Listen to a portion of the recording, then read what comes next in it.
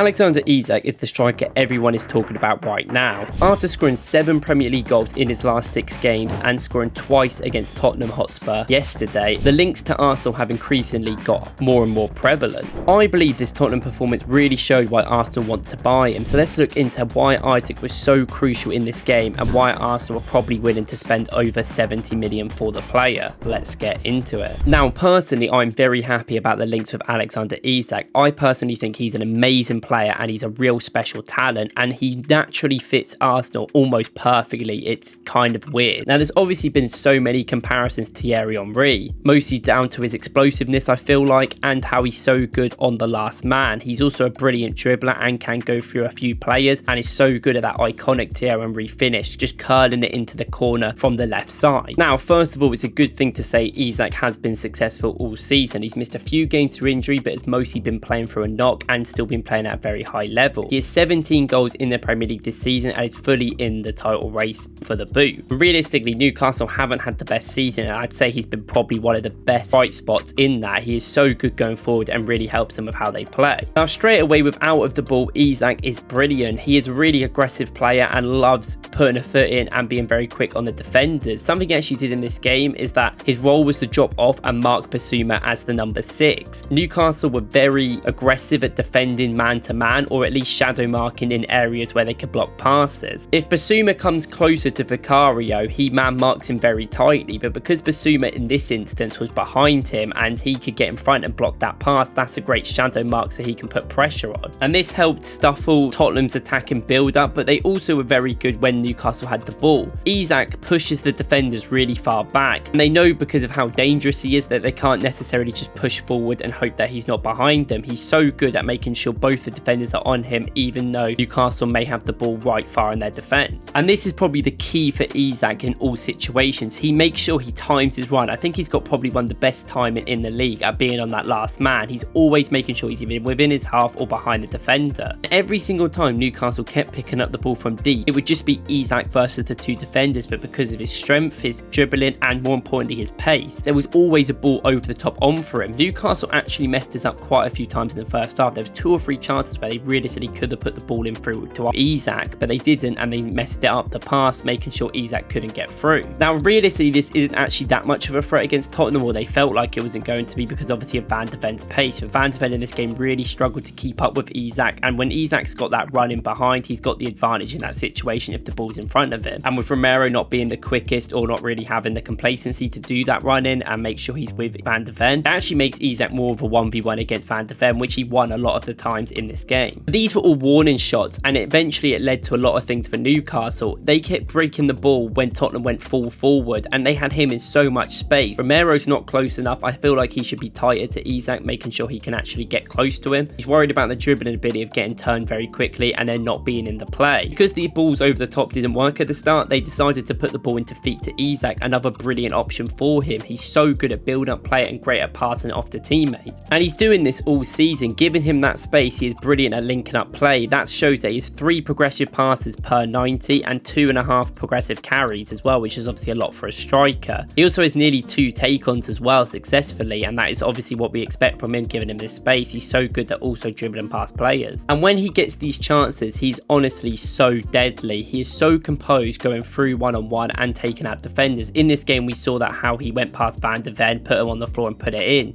But this is not really a surprise as typical Isak goals. Loves sitting on the last man, and in this game he didn't actually have the most touches. He only had around 22, but he had 9 in the opposition box and had an expected goals of 1.5, obviously scoring twice, and in the end he had 6 shots. And if you look at the location of all the shots, they're within and around the 6-yard box, so he is very deadly, and he makes sure he can get closer to the goal to make sure it's a key goal. And while the second goal was obviously a brilliant counter-attack, and he is so good at keeping onside, running through and taking the chance to finish, I do think this is definitely something different that would happen at Arsenal. I think Arsenal, if he was to join, would definitely adapt his passing game a lot, and although it's very, very good, they would try and probably get Isak more into play so he can come deeper and help the ball. But obviously being very tall as well, they would probably try and make sure he had a bit more aerials on what he does now and allow him to have the crosses into the box. I think one of the key things is he's a brilliant back to goal striker, and he can really help the team around him, which is something that Arsenal want, while also being quite an aggressive presser and helping the defence if he is told to. But not only do I think he would be great great against teams that will put a low block against Arsenal because you've got his physicality in there, his height, and his expectation of they're going to make a mistake and be ready for it. And obviously he's a very clinical striker. He has so many shots per game. I think he'd be so key in them big games for Arsenal. He can be a real transition king and really get them on the break quickly. This is something Arsenal have a little bit been struggling with this season. They're very good in sustained possession, but when they're counter-attacking on a transition, they're not the best going forward. This is something that Martinelli's obviously quite good for, and you expect him to take people on and run at them, but he hasn't necessarily had the best season and he hasn't necessarily had the best fitness, so it's not always a reliable option in the team. Even Isak be a little bit deeper and work with someone like Saka going forward. In a 2v3 or 3v2, they could definitely have a great opportunity to go and score. I trust him to make the right decision, and he's a very decisive player, and he would be the best finisher at the club, probably considering Arsenal's finishing they have right now. And sometimes they have players like Jesus and Havertz who are really good at running into channels and get the opportunities, but they don't take them, and Isak is definitely loving that. He loves running into channels and creating space and having that space created by other players. Maybe having Havertz play with Isak would be a really good option for Arsenal if Havertz is giving Isak the space he wants. On a 1v1, I trust Isak to go past the player and score quite convincingly every time, and this is definitely something that Arsenal could work off of. And with Isak being very accommodated to the Premier League now, he's scored so many goals this season and he's been very comfortable since he's joined the Premier League. I think that is definitely a very good option that Arsenal could explore. Of course, Newcastle are going to want a lot of money. We don't know about their financial situation. They might have to sell him, but they'll probably sell other players instead. But you can totally see the vision of him playing for Arsenal and why that they might be linked with him and might consider trying to get him as an option. Now, I'm not necessarily sure Arsenal are even going to go in for a striker anymore with the brilliant success of Havertz, but I do think we will get another attacker somewhere on the pitch. Not only that, he is also a duel monster. He won most of his duels in this game and is a lot of the time battling around. This game's a bit different to some others because they played a very counter-attacking system, great tactics by Eddie Howe to get over Tottenham's attack and pressure that they would have. In a lot of games, he is very much pushing players, trying to be physical, and he almost is like a Havertz, but plays a little bit more clinically and a better finisher, but maybe is not as good off the ball sometimes. But I do think he can abide to tactics and his role very well, and his explosiveness definitely helps on the counter-attack and in transition, while also being a brilliant option if you're going to sustain possession because he's really good at passing and being on the ball. And of course, there is other players like Victor Osimhen, Victor Gyökeres, or even Santiago Jimenez that could definitely be great options. I've done loads of videos about all them three if you want to have a look at them. Now, I don't think the striker market is incredibly good. That's why I think Isak is probably the best option for Arsenal if they are willing to spend a lot of money on him and really make a statement. But obviously, I can understand people being a little bit worried about his injury record, yet I think Osimhen's is worse. And because the striker market isn't as good as it probably could have been, I can understand when Arsenal would try and buy a winger that's a probably elite level rather than a striker, also getting another midfielder and a defender in there as well. Let me know what you think in the comments. Do you think he'd be a great option for Arsenal, and do you think Arsenal were even willing to sign him, or are you looking at someone else? I made a video earlier today talking about Oba Martin, who's a youngster for the under 18s now for Arsenal, who's really ripping it up, who's a very similar player to Isak as sense. So if you want to go and watch that video on that new up and coming player, please go and watch that, and if not, I'll see you in the next one. Thank you guys for watching.